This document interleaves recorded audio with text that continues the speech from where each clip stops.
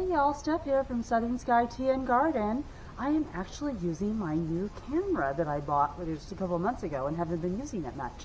But I'm experimenting with it, playing it, and if you see, I have my phone in my hand because what's really cool is I can actually set this aside and see what I'm filming and see how the range is and the picture is while looking at my camera. So I've got my camera over there on a tripod, and I am using it today to film a little bit more sweet potato harvest. I just released a video of one that I did where I went into the garden bed and pulled out a giant sweet potato along with some other normal, can we use that word, normal size? So I pulled out a biggie though, along with those normal size ones. But anyway, so now I am over here in these pots right here. I've got this first bucket I have where I harvested my sweet potatoes from the previous harvest. So I'm going to add some new ones to that batch. I've got some that are already sitting right over here in this bag, and then I have some that I was starting to pull out. Now, if you all recall from the summertime, and I got a little bit of flack of it from some viewers that said, you can only start your sweet potatoes from slips. Well, I agree. I agree that you have to start them from slips, and I do get the best production that way. But in the past, and including in this bag, I actually just had sweet potatoes that I cut up and was starting to sprout on their own. And so I just went ahead and stuck them in the bag and let them grow. And lo and behold, they did produce sweet potatoes. Maybe not the best or the prettiest, but they did produce sweet potatoes. So I'm going to dig in here, show you, show you what's in the bag already that I have, and then show you some that that are going on in the bag. And there's some interesting little creatures in there. So, and I have yet to reveal and dig up some others that are growing in there. So we're gonna go on and let's get digging and harvesting. So, all right, I'm just gonna set my phone aside over here and bear with me. I claim to be not a professional in any manner of the word. I am learning and trying to pick up, tips and tricks on how to make YouTube filming easier and fit into my daily gardening life a little better. So it's all a work in progress, So what I got here, and I may be either speaking a little bit louder or not, but that camera, it's a Brave 4. It's kind of like a GoPro knockoff, but it was oh gosh, it wasn't very much money. It was less than $80 on Amazon, and GoPros are 300 plus. So anyway, on my budget, we went with the Brave 4 for 80 bucks. So, but I got lots of accessories for it, and I have a couple tripods. It's fitting right now in one just on its own, without any attachments or anything.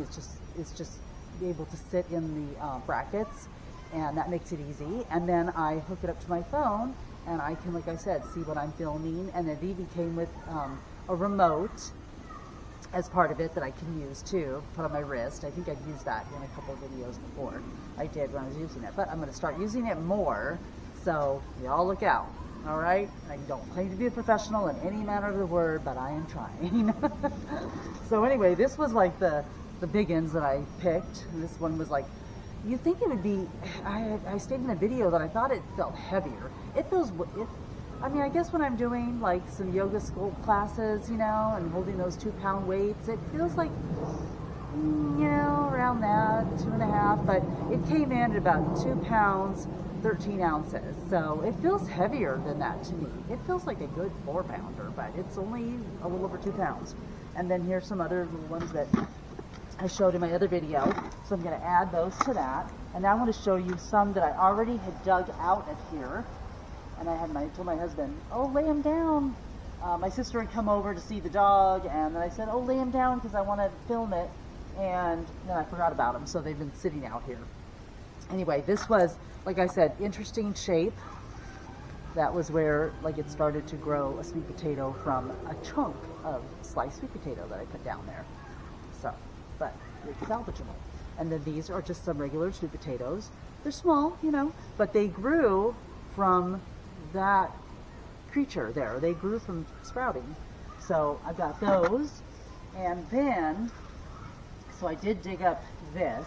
You can see there's my vine still. But see, that is where you could see I sliced a sweet potato, and see maybe if you can catch it on camera well, but you can see where I had like, there's like a cut mark there, and then there's like a pure like straight slice, and you could see even like growth started to come right in here, and then these started growing from it, and then of course it was only just a slice, like you can see where I cut it, and this started growing on top of or from that slice in the form of a rounded sweet potato, but this was literally a slice of sweet potato. Can I say it one more time? So, but it is usable, and we are going to use it because I have big plans, and I'm going to pull off my vines today. Hold on now here, just get rid of the vines. I am going to do a combination on another video of a sweet potato pie. I really want to take one over for Thanksgiving to my sisters, and I'm also going to just be making some traditional sweet potato. Baked in the oven, boil it, and then I bake it in the oven with your traditional, like, you know, butter, and I may add a little bit of marshmallow. My niece really likes marshmallow, even though my dad doesn't. So, but I am going to take a combination of cookbooks, Southern church cookbooks that my mom had collected over the years, and I have one that is like, it's just all smattered and stained with like food and, you know, little stains, but I'm just like, I remember being in the kitchen with her, you know, trying to flip pages or find the recipe and food on her hands and just trying to, you know, do her thing. And she wasn't a big cook. My dad was the cook in the family. He made pretty much the meals, except my mom, on special requests like birthdays, she would make good old-fashioned Southern fried chicken and mashed potatoes and green beans. It's like one of my favorite meals in the whole wide world. But she would do the cornmeal, flour, dip everything, do the eggs and dip it in, you know, with the chicken, dip the chicken in and everything, and then fry it up in a big frying pan. And I just loved it. It was so good. I have yet to do that way, but I still want to make it. And I'll tell you, because it was a big mess. But I loved it. And I really appreciated her doing it for me. And that was always my special request if I had a home-cooked like birthday meal and we could go out somewhere. So anyway, but other than that, she loved to bake. My mom had a major sweet tooth. So she has these cookbooks, like I said, from different church events, you know, when they would do their annual cookbook sale. And I'm going to kind of take a combination of those because I couldn't really find one that was like there's like sweet potato casserole recipes, like nothing was a traditional sweet potato pie. So I'm going to, when I do that video, I'll show you, I'm going to just take a kind of a combination and use that sweet potato casserole recipe as the filling for my pie, and then bake it as a traditional pie. So I think we can make it work. But those are treasured cookbooks there. Okay, let's get a shot of this sweet potato here. You can see that this also was from like a sliced up piece of sweet potato, and this rounder part is where like a traditional kind of shaped sweet potato started growing. It's not much, you know, I'm going to hack it off, slice it off there, and use a portion of what I use it for. But I got a lot of flack for doing that. Like, you know, people were like, you cannot grow them that way. You don't grow them that way. And I'm like, well, you can.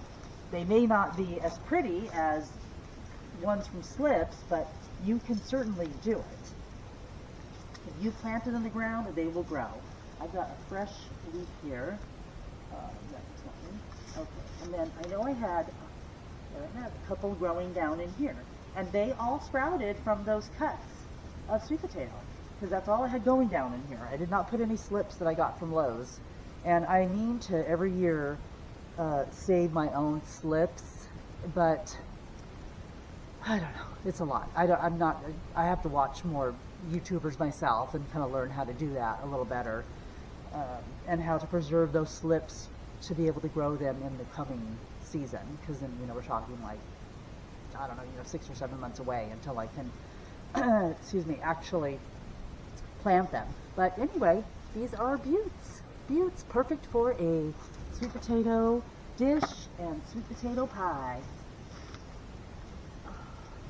And I actually plan to do more recipes like that using my mom's church cookbooks, because I love good Southern cooking. It's why we moved out here.